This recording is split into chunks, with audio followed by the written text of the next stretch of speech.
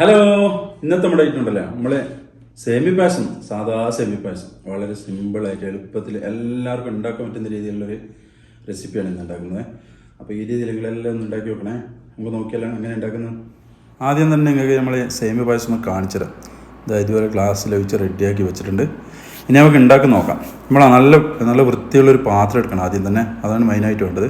ഇനി അതിലോട്ടില്ലേ 1 table spoon ghee ഒഴിക്കുക. അത് നന്നായി ചൂടായി വന്നാൽ നമ്മൾ ഫ്ലെയിം അങ്ങ് ചെറുതാക്കി വെക്കുക. ക്യാഷിനിട്ടിട്ടൊന്ന് വറുത്തെടുക്കുക. ക്യാഷിനിട്ട് നന്നായി വറുക്കുക.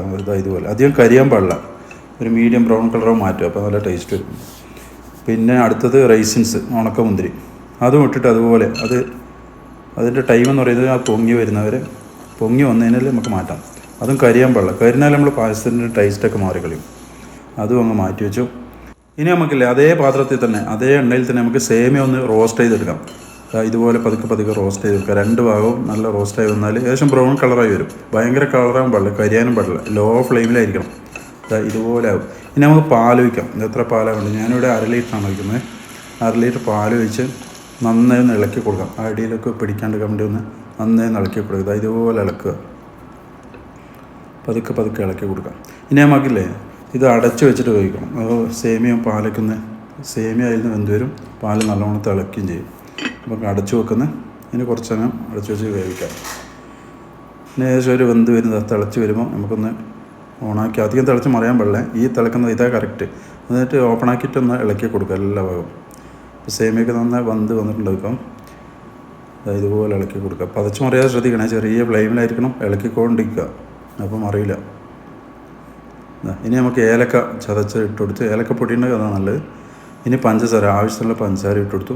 നിങ്ങൾ എത്ര ഗ്ലാസ് ഉണ്ടാക്കുന്നത് അതിനനുസരിച്ച് പഞ്ചസാര ഇട്ട് കൊടുക്കുക. ഒന്ന് ടേസ്റ്റ് നോക്കിയാൽ മതി ജസ്റ്റ്, അപ്പോൾ മനസ്സിലാവും. കുറച്ച് ആവശ്യത്തിന് മധുരം വേണം സേമിയക്ക്, അപ്പോൾ ടേസ്റ്റ് ഉണ്ടാവുക. അടുത്ത എൻ്റെതായ ഒരു ഐറ്റമാണ് ബദാം പൊടിച്ചെടുത്ത് പാലിലിട്ട് കലക്കിയതാണ്. ജസ്റ്റ് അത് നല്ല ടേസ്റ്റാണ്. ഇതിന് വേറെ തന്നെ ഒരു ടേസ്റ്റ്. കണ്ടൻസ്ഡ് മിൽക്ക് ആവുന്നല്ല, വെറും ബദാം മിൽക്ക് പൗഡർ എന്ന് പറയും ഇതിന്. അത് പാലിലിട്ടിട്ട് അത് അങ്ങോട്ട് ഒഴിച്ചു കൊടുത്തു. അതായത് പ്രത്യേക ഒരു ടേസ്റ്റ് കിട്ടും അതിന്, നമ്മുടെ സേമിയക്ക്.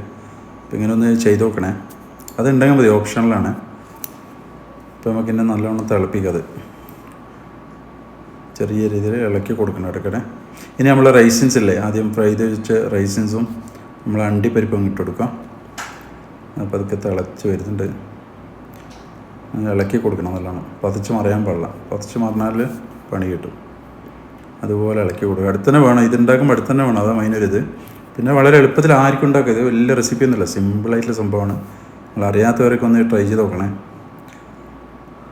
നോക്കിയാൽ നമ്മളെ സേമിയ പായസം അങ്ങനെ റെഡിയായി വരുന്നുണ്ട്. തിളക്കുന്നു. ഏകദേശം സേമിയ പായസം ആയി. ഞാൻ ഗ്യാസ് ഓഫാക്കി വെച്ചിട്ടുള്ളത്. ഇനി നമുക്കൊരു ഗ്ലാസ്സിലോട്ട് മാറ്റാം.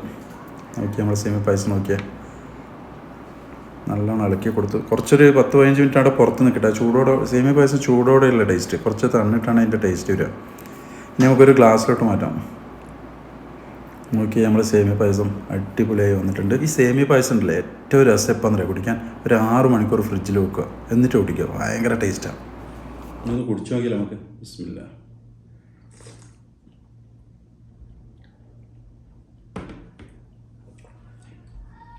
നല്ല അടിപൊളിയാണ്, നല്ല സിമ്പിളായിട്ട് ടേസ്റ്റായിട്ട് സൂപ്പർ സേമിയ പായസം. അപ്പോൾ വീഡിയോ ഇഷ്ടപ്പെട്ട എല്ലാവരും സബ്സ്ക്രൈബ് ചെയ്യണേ, അതുപോലെ കമൻറ്റ് ചെയ്യാം. ഓക്കെ.